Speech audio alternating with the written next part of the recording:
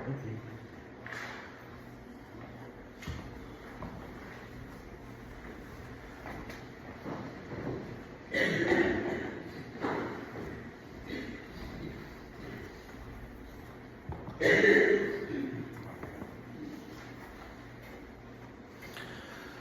we've been doing this sermon series for a couple of weeks on the 12 steps. And so far we've talked about steps 1 and 2, and as is my way, I want to give you a little refresher to make sure we're all on the same page in case you forgot or you weren't here or you didn't know. So in step 1, we talked about recognizing that we are powerless in the face of the things that are tearing us down and beating us up. We talked about how we can get to the place where we realize that there's nothing we can do within ourselves to fix ourselves, to handle that mess. We talked about the idea of extra nos, that Latin phrase that means the power of God coming from outside of us to come get into the mess with us, inside. We talked about that God, in fact, could handle all the things we have going on. We're not able to. And that it's God and God alone that brings us the help we need from outside of ourselves. And then we talked in step 2 about what that help looks like, what the help actually is. And that is God bringing us sanity and balance through the work of the Son on the cross. We talked about atonement and what that looks like and what that means, that this atonement puts us into right relationship with God, where that sanity and balance can be had. Which then gets us to where we are today as we look at step 3. Step 3 says, we made a decision to turn our will and our lives over to the care of God. This step builds on last week's step from knowing what the help consists of what the help actually is that is being offered to us, accepting that help.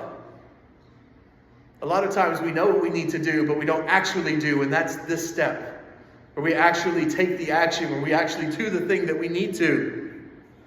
Now, I want you to know this morning that this particular step is extremely hard. For many of us, we might even find it counterintuitive to how we want to do life, or how we were taught to do life, or even how we do life in general. Now we're going to look at how to accept that help that God is offering and what happens when we do by looking at someone who definitely had a lot of issues going down in their life. We're going to look at David. That's like my go-to guy when I want to talk about messy life. Before we look at the scripture, I want to give you the sort of Cliff Notes version of what has happened in David's life that puts him in the place of knowing he can't fix himself, of knowing that he has to turn to God for help, and of David's actual acceptance of that help. Some of you may know the story, but some of you may not. Some of you may know parts of the story, but not all of it. So here's the short version. I promise you will not find it just this way in Scripture. These are my words and my paraphrase. We're told in 2 Samuel that at the time kings went out to war, David stays home. We're told that he sent his generals in his place. And so the story where things are going to get messy starts out with David seemingly doing an abnormal thing. Scripture calls our attention to it. When other kings went to war, David didn't go. And then we're told that David, as he didn't go to war one day, is wandering around the roof of his palace, and he looks down from his roof, and he sees a lady bathing. And you need to know that the way the scripture is written, it does not mean that this lady was purposely bathing in some way that David could see her, or that she was out in the open. She was conceivably in her house, and David is looking through a window. So David effectively is peeping on her. It's already not going well. And as David is looking at her, David likes what he sees. And he asks those around him, who is this lady? Who is she? And he's told that she is Liam's daughter and Uriah the Hittite's wife. Those names are important because Liam was one of David's top court advisors. So this is the daughter of one of the people who David goes to for advice. And she is the wife of Uriah the Hittite. And that name, if it doesn't mean anything to you, Uriah was one of David's 30 mighty men. There is scripture that talks about when David was in conflict, when David was in war, he had these group of 30 warriors that when they hit the field, business happened. That was like David's special forces unit. These guys were so bad that one time David said, I wish I could have a cup of water from the well that I used to get it from. And these 30 dudes went and fought through the lines to get David the cup of water and bring it back. And they actually did it. The story of the 30 men, these guys have a reputation. They are legends. So Uriah is one of David's most loyal men. This woman should be off limits. 100%. from what David wants, what David's thinking, being the daughter of his advisor and the wife of one of his most loyal warriors, his most loyal men. And yet David brings her over to the palace anyway, and David hooks up with her. They have relations, and she gets pregnant. And then David says, uh-oh, what am I going to do now? He has an idea. He's like, I'm going to bring Uriah home. Because what man would not come home from the battlefront and go spend time with his wife? And then I can pass the child off as Uriah's and not mine. So David's looking to skirt responsibility. David's looking to get out of things. And so as he brings Uriah home, the first night, Uriah sleeps at the doorstep of the palace. And David's like, why didn't you go home? And Uriah said, my men don't get to go home. Why should I? And so David says, okay, stay one more night. David has another plan. David's like, I'm going to get him drunk. He'll get drunk and surely go home to his wife. And the next day, the same thing again. He does not go. And so then David hatches his third plan. David says, okay, you're going back to the front. Here is an order that I want you to give to the commander there. And this order is essentially, go and attack the front lines. And when you are engrossed in the battle, pull everybody back but Uriah. David's plan essentially is Uriah will die in battle. David is killing Uriah. David is murdering Uriah. David is sacrificing Uriah because of his trying to cover up what he has done. So Uriah is killed. David takes Bathsheba for his wife, brings her to the palace. And one day Nathan, the prophet, rolls in and tells David the story of, what would you do if somebody took something that wasn't theirs, or somebody lusted after something that didn't belong to them, and took it for themselves and killed the one who had it? And David said, that person is worthy of murder. That person needs consequences. And Nathan says, you're that person. Nathan tells David, God is unhappy with what you have done. God is unhappy with what you have done to Bathsheba, what you have done to Uriah. It's not okay. There's going to be consequences. He tells David that his life and his family's life will not have peace, that they will live by the sword. And so time goes on, and eventually one of David's sons rapes his own sister. And then another of David's sons, Absalom, kills his brother for raping the sister. And then Absalom decides, I want the throne, and gathers together a force and takes it. And then we're told after he does that, he sets up a tent in like the middle of the city and takes all of his dad's wives as concubines, David's concubines, and takes them into the tent and has relations with all of them. Essentially stating a statement, a symbol, I'm in charge. Doing everything he can to dishonor David. But also Absalom knows that he can't let David come back to the throne. So then he actively starts to pursue David, to kill David. And so David's being hunted down by his own son, who killed another of his sons, who took the throne, who dishonored David's marital covenant with these other wives. And he's being hunted down to be killed. That's where David finds himself. That is what has happened as we look at Psalm 3 this morning.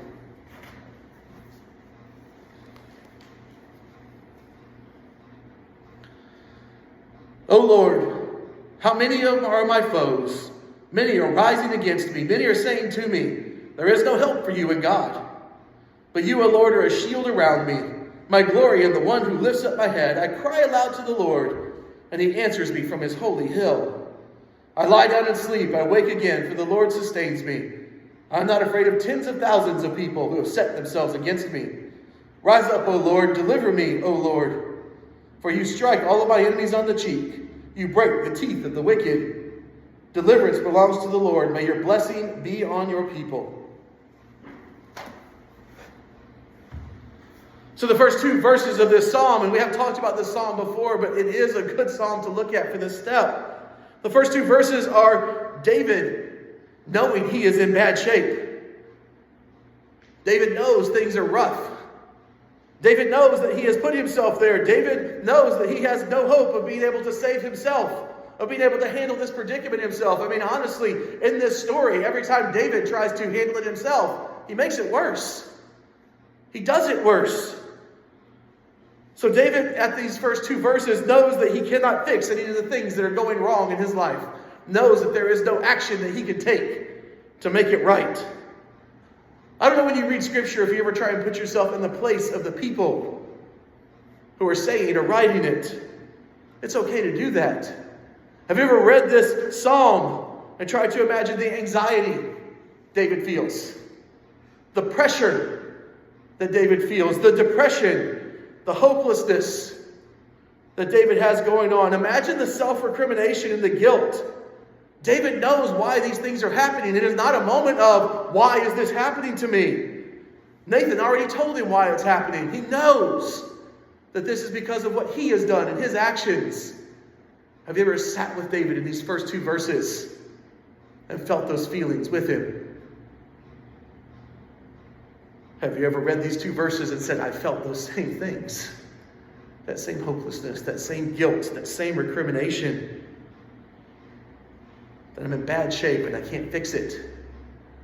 And I'm in bad shape because of things that I've done and how I've handled. And then you have in verses 3 and 4 what David does in the midst of all of these feelings, of these emotions, of acknowledging how things are rough and they're not right and he doesn't know what to do. David calls God the shield.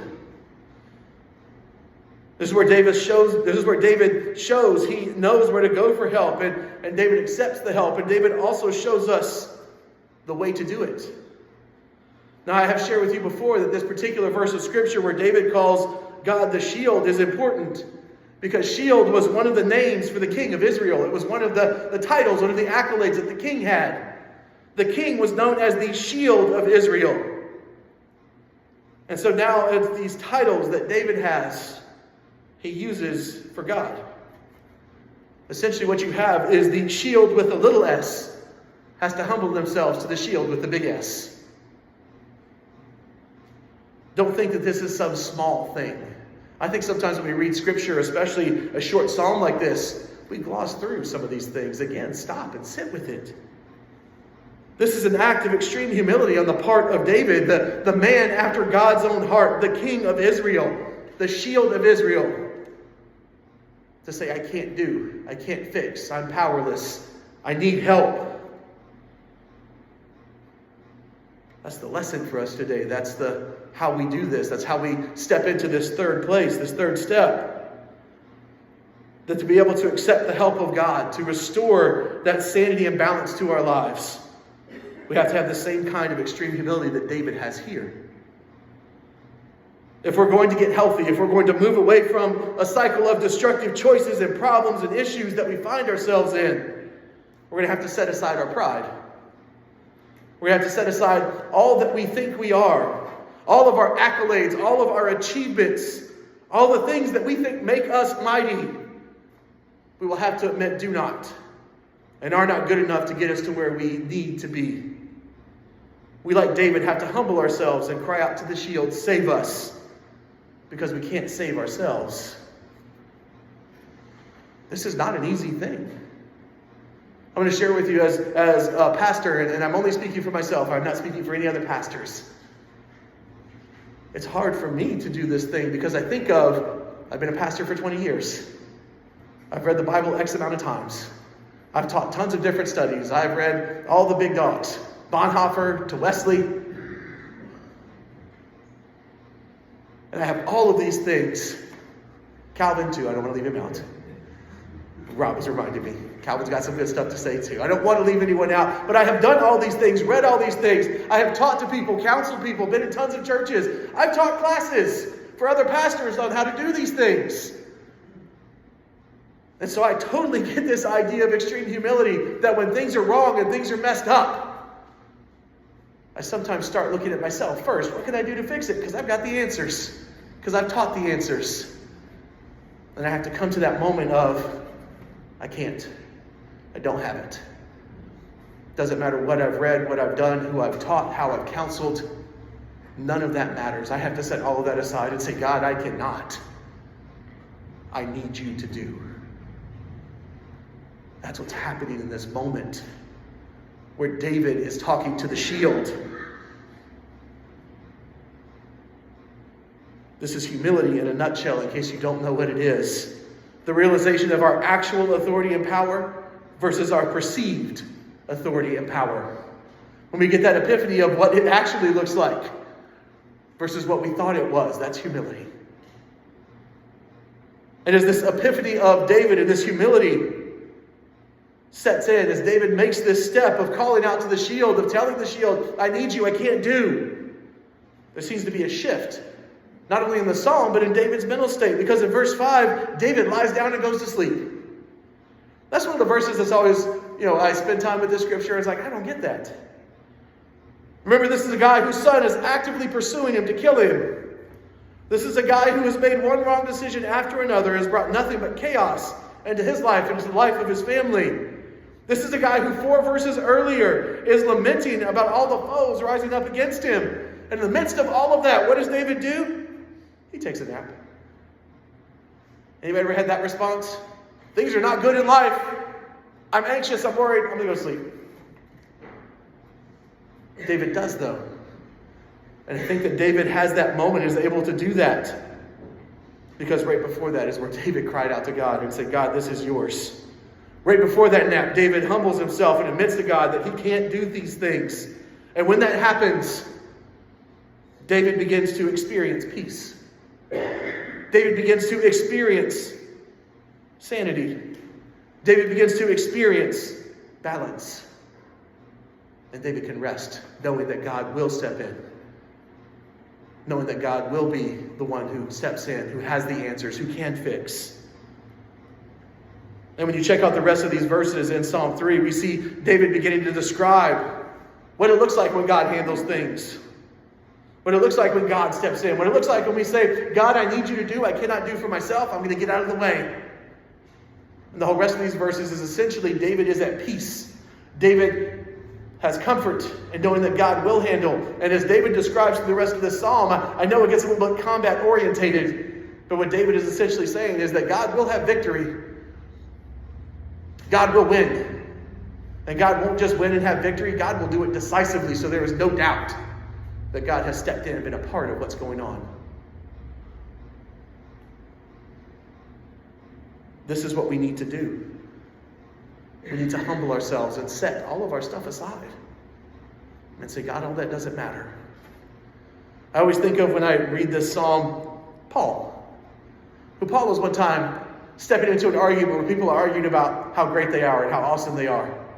And Paul gives this list of accolades. Paul essentially steps in and is like, look, you guys are arguing about all this little small stuff that makes you great. Here's a list of like 7 or 8 things that makes me better than you. That makes me greater than you. And then Paul right after that says, these 7 or 8 things though, they have the same value as what you flush down the toilet after you go to the bathroom. Because none of these compare to what God does and who God is. This psalm always makes me think of that, because David's essentially doing the same. God, what I've got, my accolades, who I am, doesn't matter. Because I cannot do, I need you. Now when we do this, when we step into this place of humility, we have to be careful. Because there are 3 things that could go down. One of them is we actually do it. One of them is we actually have that epiphany in that moment where we say, okay, God, here you go. That's the right course. That's the right place. But there are 2 other options that often happen to us as God's people. They've happened to me several times, and I have to pay attention and be aware. One of the 2 things that we don't want to do that may happen is that we have these moments of humility. We kneel down. We prayerfully give things over to God. We say, God, here it is. It's yours. Take it. And when we get up, we take those things back. God, you can have it while I'm kneeling, being humble and praying, but as I'm getting up, going into life, I'm just going to take it back, put it in my pocket, and I'm going to roll out the door with it. I've done it. That's not a moment of humility where you ask God to step in and do. That's a moment where you were humble and said, never mind, God, I've got it. Another option that happens if we don't do that is that we have these moments of humility. We kneel down. We prayerfully give things over to God. And then we proceed to tell God how to handle them and how to fix it. Anybody ever do that one? It's like, God, I can't fix it myself. I'm going to give it to you, but I'm going to tell you how you should fix it. We do that too, which is silly, isn't it? If obviously we're giving it to God because we can't handle it, how are we going to tell God to handle it? But we do. We get distressed when God doesn't do it the way we wanted him to. Anybody ever been there? I have. I honestly have prayed. I said, God, I have this thing, this problem. Let me tell you what I'd like you to do with it. And when God does something else with it, I get frustrated. I was like, that's not the way we talked about God. Again, false humility, a humility that doesn't last, a humility that was just in the moment. I want to share with you this humility that David shows, the humility that we need to have to step into this third step of making a decision to give this over is a constant humility. It's not a one-time action, a one-time moment. It is a humility that we have to live in daily. Because daily we are in danger of taking back what we've given over, or daily we're in danger of telling God how to deal with it. It's a daily step of humility that we have to live into. This third step is all about giving over to God these problems and these issues, about humbling ourselves, about setting our will aside to say, God, this is yours. Whatever you do, I'm good with. Whatever you're doing is right. Here in this place, as we are about to sing this song of response, I want to encourage you. If there are places, if there are things that you have going on that you have not offered over to God, or that you've given to God and taken back, or that you've given to God but told God how to handle it, this is a time and a place to let God have it for real. To begin that daily life of humility. To embrace that third step as we sing our song of response. I want to encourage you not to sing it the way that we do sometimes in I Surrender Some, but to sing it the way that it's meant to be sung as God's people. I surrender all. I want to invite everyone to stand and to sing who are able, to respond as God leads you.